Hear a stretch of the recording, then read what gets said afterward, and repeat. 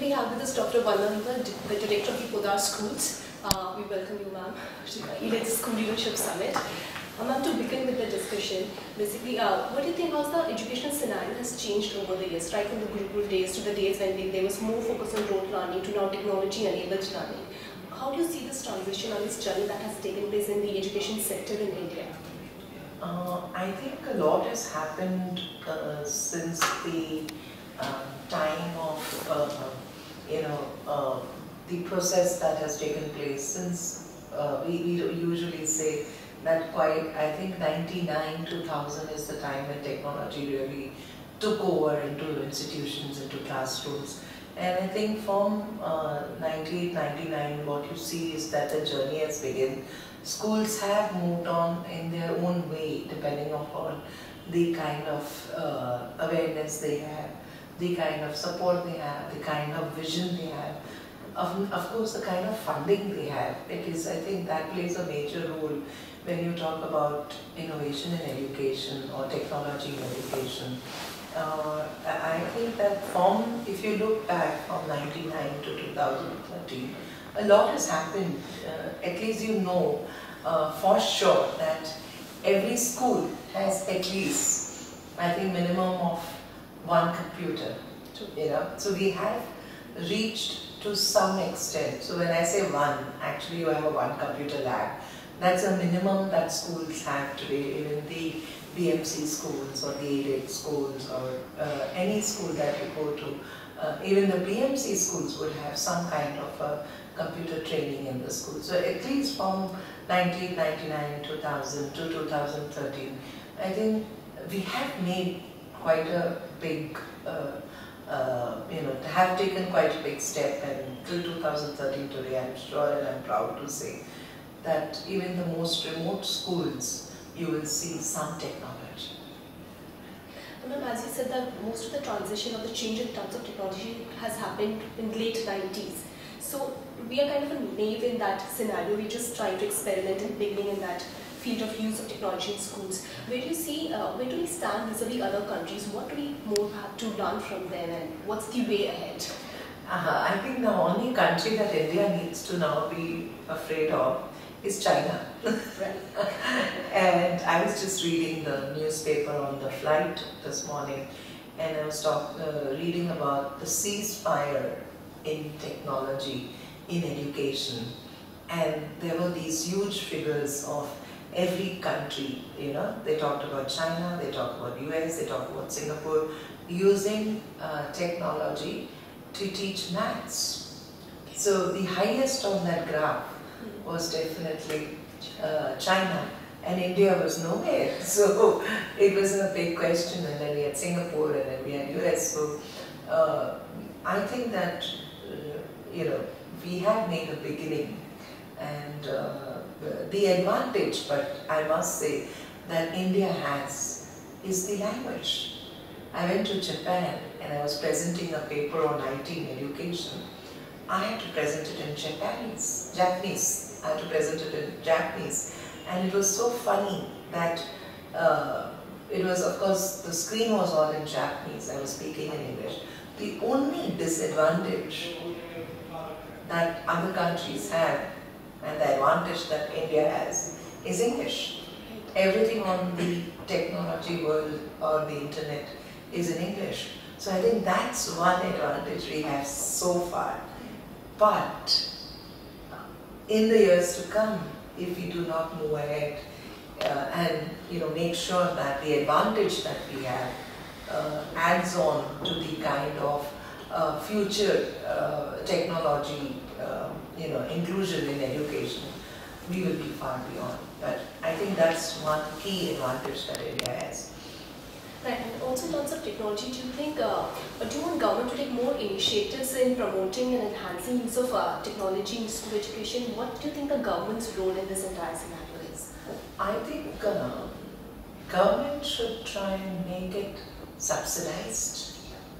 Okay, I think that's the key, and government should take more kind of leap in training people, training teachers, empowering people, empowering school leaders, making nurturing the school leaders, that is children, nurturing the children to become school leaders, and then lead and build visionary schools. So I think that's where the government should make their first steps on, to empower children, to empower teachers, to empower leaders, the leadership roles. So somewhere down the line, if they are empowered and they are given that opportunity, then we will see, we will see that path, we will see that journey of the institutions going forward. So I think that's not on professional development, training, on technology, just giving them the tools to explore, and then supporting them. NIIT did this huge research on putting a computer in a hole, and then you saw how the children learned. I mean, nobody taught them how to learn. So technology, I mean, who teaches us to use this mobile? Nobody teaches us. When we use it, we learn how to make a call, how to end a call, how to put it on silent, how to remove pictures from it, how to take videos from it. It's only using. Nobody trains us. Or nobody trained us to use the cooker in the house, the oven in the house. We don't have a trainer who comes in. Of course there are, but we try and we learn. And once somebody just tells us, okay, press this button, and then it happens. So I think that we need to give them those tools. We need to provide them that kind of training and empower them to go further. And then this School Leadership Summit by ELITS, it's all about school leadership, as the name suggests. And the leaders, the key leaders in school education on the ground are primarily principals and teachers. So what do you think in today's time is the role of the principal in a school? What role does exactly a principal play? It's an excellent question. And I would say a principal does everything she doesn't have to do. Rather than doing those things that are required to do. It is sad but true. And I think that's where is the most important aspect.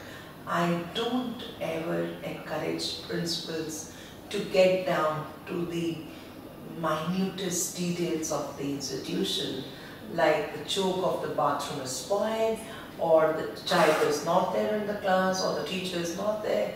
I mean, all this is role distributed leadership. I think what principals need to really think on is, how do I take the school forward? How do I move this institution forward? How do I convince my governing body, my management, my trustee, my CEO, my director, to say, look, this is what is required in the school to nurture the future leaders, to create tomorrow's global citizens. So her role is to basically take the school to innovation, to take the school forward and maintain that standards. But what we really, I think there's too much of control and too much of power that people have. I went to a school just very recently, and I was surprised that, the principal went on to finding out, not that it's a good thing that the principal was involved and visible, but there were a whole line of people who couldn't take a decision on whether the child should go home early.